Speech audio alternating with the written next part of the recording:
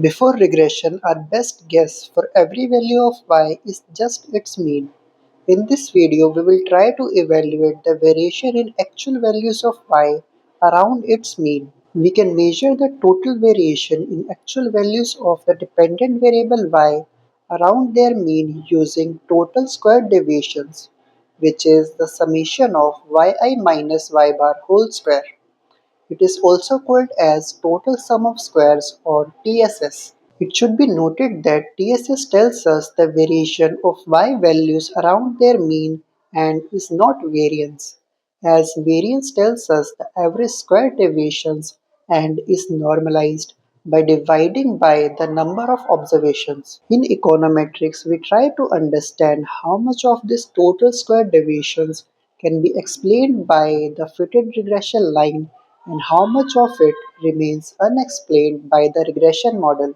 We can call the explained portion of the TSS as the explained sum of squares or ESS, which is calculated as the summation of y hat minus y bar whole square.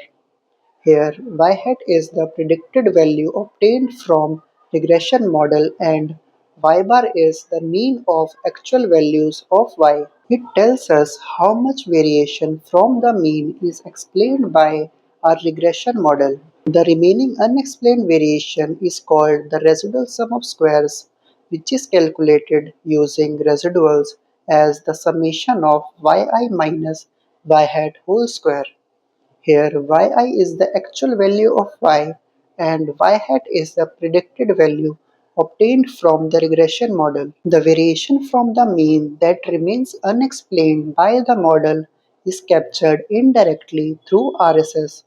However, RSS itself measures the variations of actual values from the fitted regression line. The total sum of squares can be written as the explained sum of squares plus residual sum of squares, or TSS is equal to ESS plus RSS.